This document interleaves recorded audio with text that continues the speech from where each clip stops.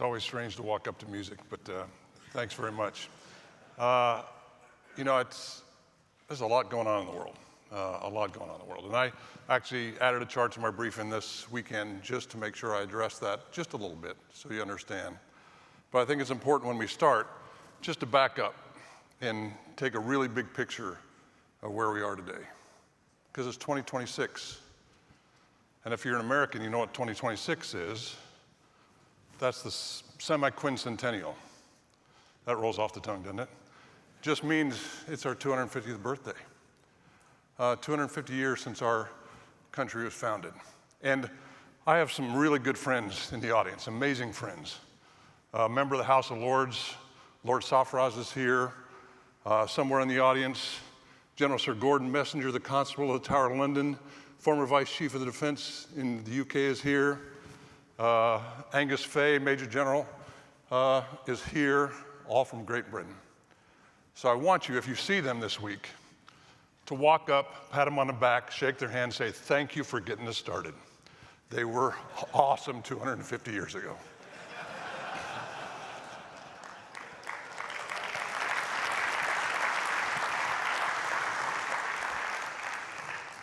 So now I'm going to back up. So Stephen, in his briefing earlier, he started off saying a year ago, he was the administrator of the GSA, the General Service Administration of our country.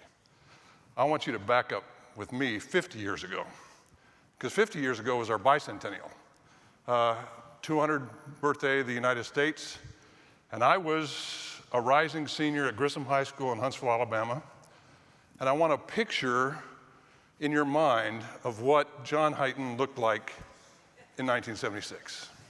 I'm not going to show it to you because I've hidden that really well, but I'm going to describe it to you because I was 2 inches shorter, 50 pounds lighter, I had hair down to here and braces on my teeth and Coke bottle glasses. That's what I looked like.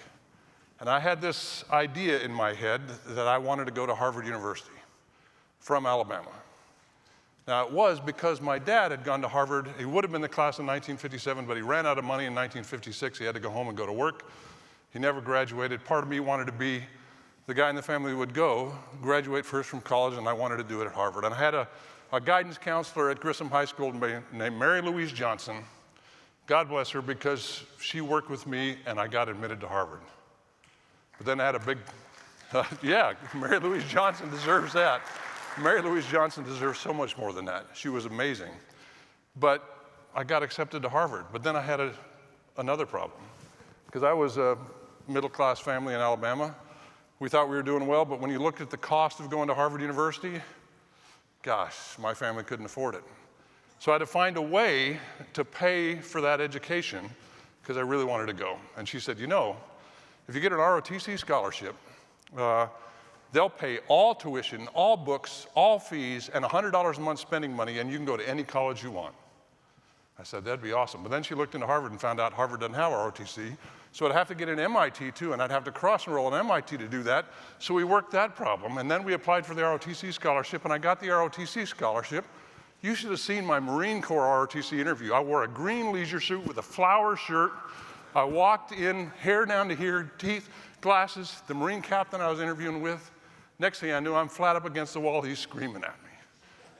You're disrespecting me. I said, hey, you told me to wear a suit. It's the only suit I own. You're going to have to deal with it because I can't afford another suit. So we talked for an hour. I got the Marine Corps scholarship, and Gordon, I went to the Air Force. Darn right I went to the Air Force. But the amazing part about that scholarship was I only owed the Air Force 4 years for my entire Harvard education. And that was the plan I told everybody. I'm going to school, I'm going to graduate, I'm going to the Air Force for 4 years. I just want to join the Air Force, see the world. So I got my first assignment, 4-year tour, Montgomery, Alabama. But that's okay, I'm getting out in 4 years.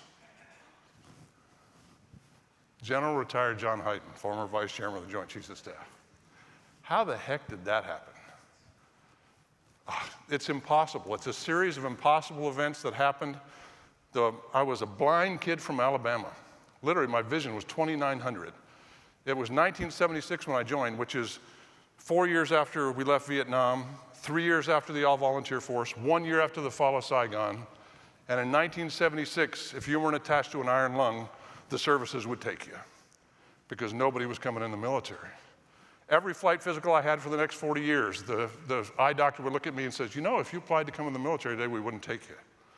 Now, I've had cataract surgery, so I look like I don't wear glasses, but I had Coke bottle glasses for the first 38 years I served in the military. It's just impossible. How do you become a general? But the one thing that gave me was that every job I had in the military I thought was my last job. So I went after it with everything I had because I was getting out in my next job. I wouldn't be here today if it wasn't for my wife convincing me at the 10-year point to stay with something I love instead of going after a dollar. And it also allowed me a very interesting perspective because I saw at different levels, all the way up to the most senior levels, I saw warfare, and I saw the American way of warfare change. I saw our allies up close. I saw how we fight with allies. I saw it all. And I'm going to frame the discussions today around these big events in my career. But you could go all the way back to the first event, 1983, Grenada. Anybody remember Grenada? You know the name of the operation that was the Grenada invasion? It was called Operation Urgent Fury. There's all this uproar today about Operation Epic Fury. Do you think there's some relationship there? It actually traces all the way back to 1983. And then there was Operation Just Cause at Panama. But these are the fundamental things that really changed. And it was interesting for me to watch because I was in the military, had different roles in each one. But the first one I was really involved with was Desert Shield and Desert Storm. So I want you to look at this picture up close. You know what those are? They're F-15s in the desert getting ready to go into Operation Desert Storm. This is 36 years ago, this picture. What just got shot down yesterday? 3 F-15s over the Gulf. Same model airplane. The F-15E Strike Eagles, first flight of that was 1986. 40 years ago, we're still flying those airplanes in combat. We have F-22s and F-35s in still fairly small numbers, so the F-16, the F-15, all those airplanes are still flying, still doing a great job. The pilots are doing amazing things. But do you think China and Russia have built more advanced fighters than the F-15? They have. We should be worried about that. But the reporting that came out of Desert Shield and Desert Storm was all over the map. It was all over the map. If you looked at the Pentagon leadership and the Army leadership, for the most part, they said, this is the culmination of the doctrine of air-land battle. Now, nobody in here knows what air-land battle was, but for the first 10 years in the military, that's what we studied, air-land battle. The seamless integration of air capabilities with land capabilities to deliver combat power on an adversary. That's how we did it. And you would think that the Chief of Staff of the Air Force, General Tony McPeak, at the time would have said, you know, this is air-land battle. Great work with the Army. We had General Schwarzkopf, General Powell was the chairman. This is the way that we should do business. But the way General McPeak characterized it, and General McPeak was a fighter pilot. He was an F-15 pilot. He called it the first space war. And as a space guy, that was fascinating to me that the Chief of Staff, who, to be honest, didn't like space that much because I was a space guy, and I saw it, but he called it the first space war. And that was interesting because he said, wow, we had GPS for the first time in war. And that's true. By the end of the war, we had 16 GPS satellites up. It actually takes 24 to be fully operational. We have over 30 today to make sure we have 24 in the right place, which means if you wanted to do GPS operation in that war, you had to wait for the satellites to come over to the theater. And you had these blocks of time that said, okay, this is a GPS window, this is a non-GPS window. There were no such thing as GPS-guided munitions. There was no such thing. The only thing I remember, my boss, who had a son who was in the infantry in the Army, he said, Dad, can you just send me a Garmin? And he went down to the local store, bought a Garmin for a few $1,000s, sent it to his son because that's the only way his son could get GPS in theater because it wasn't there. You had GPS receivers taped to the front of a helicopter, taped to the front of a fighter cockpit. It was amazing to look at the newness of everything that was there. But maybe the most important thing we did in space is that we could see the missile launches, the Scud launches that were coming at Israel.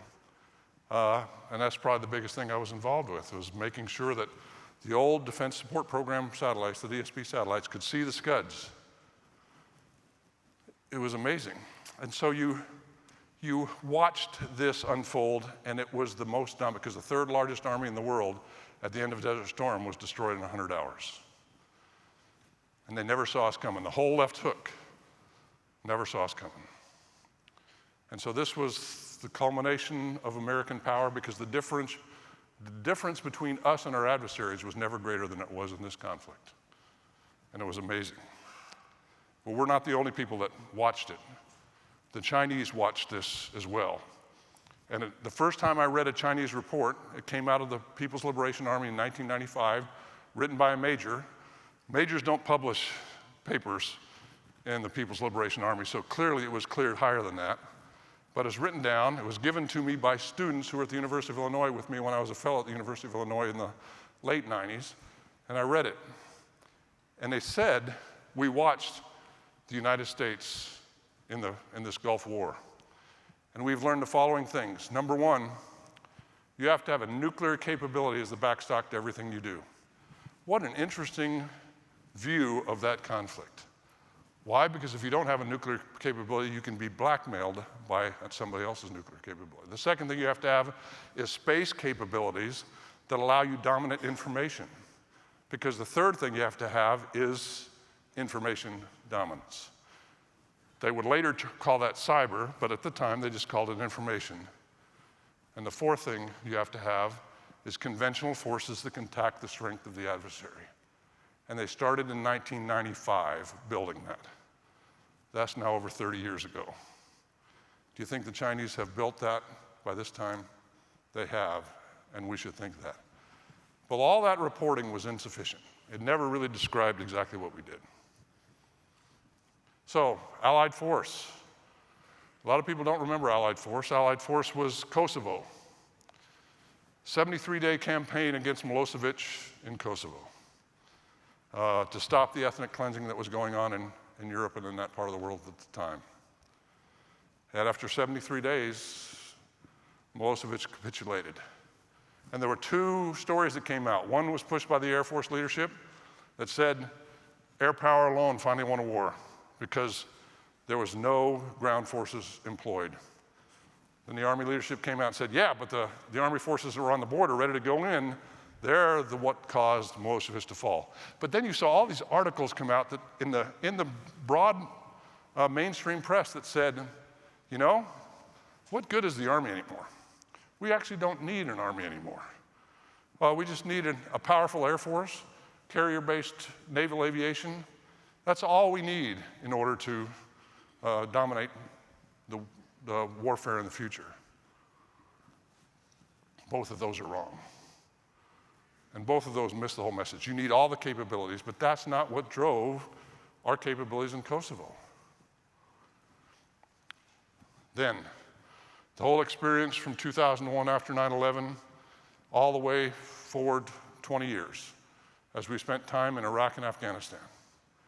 And you think about all the things we did, small unit activity, going after individual targets, a different way of doing business, focused on the people you see on the screen, focused on land warriors from all services going forward, doing nasty, nasty stuff, because war is ugly. Don't let anybody tell you different.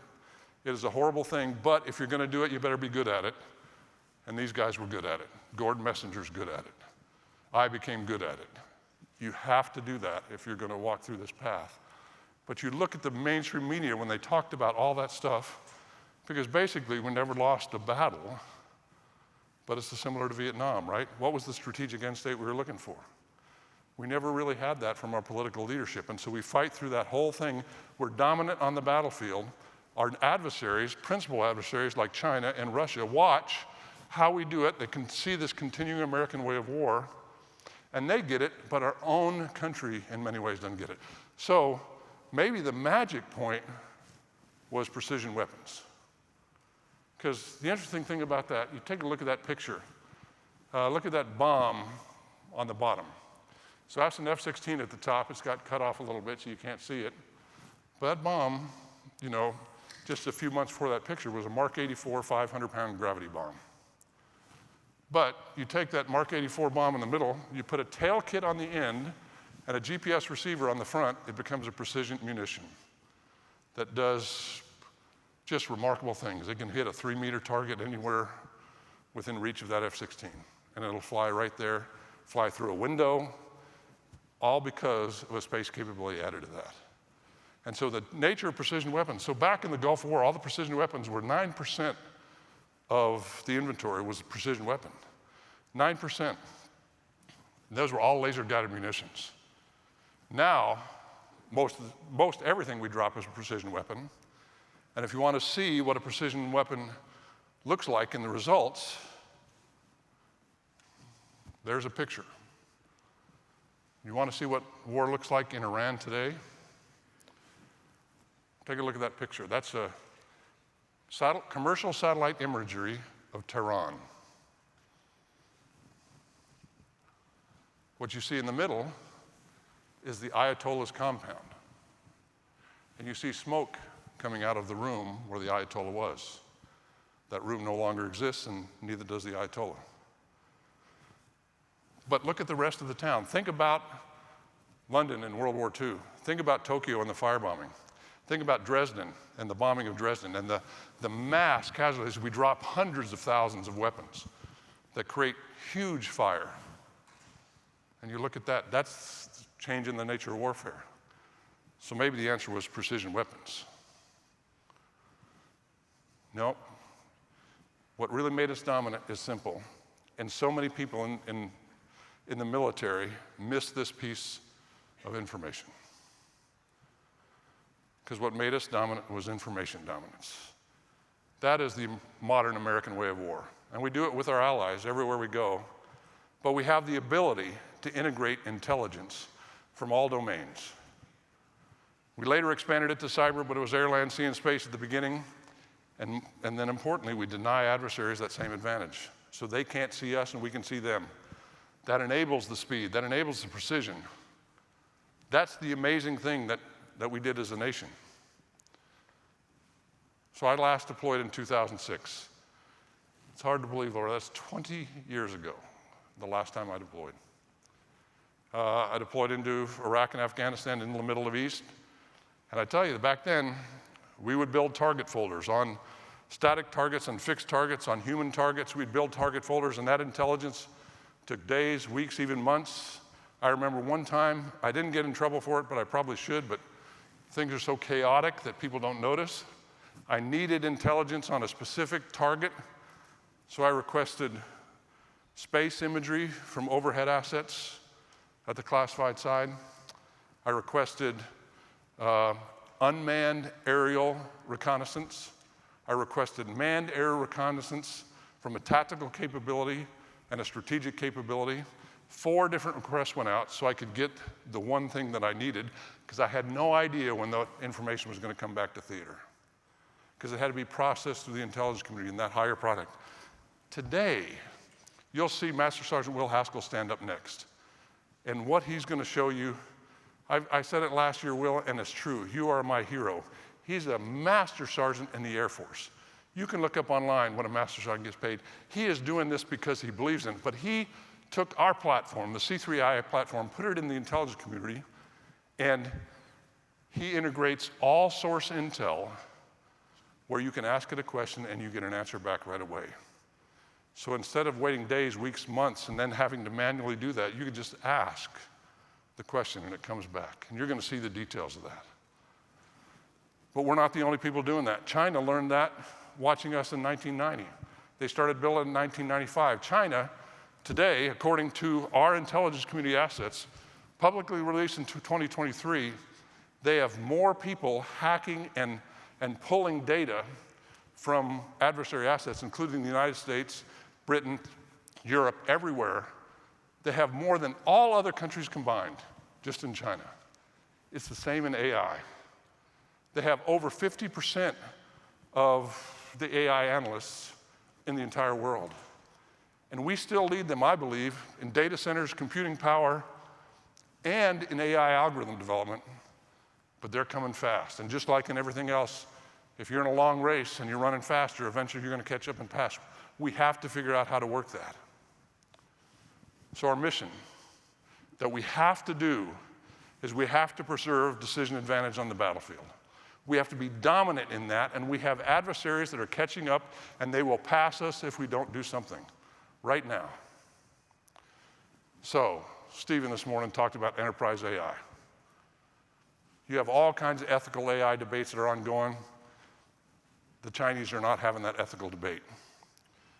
The cool thing, and the reason I joined C3, I could have joined any company. I wanted to be involved in AI.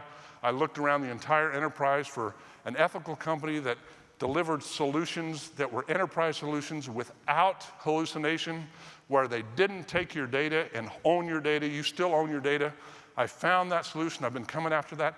It is the right answer. I'm convinced. Everybody, member of the board is convinced this is the right answer. But I tell you what, we have to do this at scale across the enterprise, and we're not doing that today. Now, if you want to buy more pilots from us, we're glad to sell you pilots. But I'm so freaking tired of pilots in the defense business, I can't even tell you. We did 22 pilots for the United States Air Force on reliability for their fleet. 22. Guess how many worked? 22. Guess what their answer is? We're going to put that into our depots in the logistics centers, and we're going to do it ourselves. You heard Stephen say, by the time you start the program, you're already a generation behind. By the time you finish that program, you're going to be 6 generations behind. You're going to miss it completely. And oh, by the way, if you're a commercial company in this room, it is the same thing. If you don't move now, if you don't move at speed, if you don't move at scale, you're going to lose. You will lose the competitive environment that you're in, and the United States, more importantly, will lose the national security environment we have. We have to move now. Do it yourself. Pilots-only approaches. They'll teach you AI, don't get me wrong, but it's too slow. We have to do it. We have to have an integrated platform that uses any data source at any classification level, and the example that you see next is going to show you that. So I know I've hit my time, but I'm going to tell you one last story to finish this up, because it's a story about today, 250 years ago. So March the 4th, 1776. It's an amazing day for America. Not so for Britain, but it's an amazing day for America. Because George Washington, the newly appointed commander of the Continental Army that has just formed, accomplished a victory that goes down in history as one of the most greatest logistics moves and surreptitious moves ever performed on a battlefield. They brought the cannons from Fort Ticonderoga, and they brought it all the way down to Boston. And in the middle of the night, they rolled them out on wagons with oxen, giant cannons, over straw so the British wouldn't hear, and set up all those cannon on Dorchester Heights. It was the Battle of Dorchester Heights. And when General Howe and the British woke up the next morning, there were those massive guns on the high ground. And in one night, after 10 and a half months of a siege, where nobody was going anywhere, Washington, John Thomas, the brigadier general in charge, they changed the entire battle. Because as soon as Howe saw the guns there, and as soon as those guns opened fire, Howe knew he lost. And his quote was, "The rebels did more in one night than my entire army could have done in a month." But they controlled the high ground. And on the 17th of March, the British had to leave Boston, the first victory for the American Army. Controlling the high ground. The high ground in the future is information. But information is useless unless you can make decisions on it and move right now. We have to do that, and the only way we can do that is with AI. And I believe, and the members of this company believe, that C3 offers you the platform to do that. So we look forward to working with you to make that happen. Thanks very much.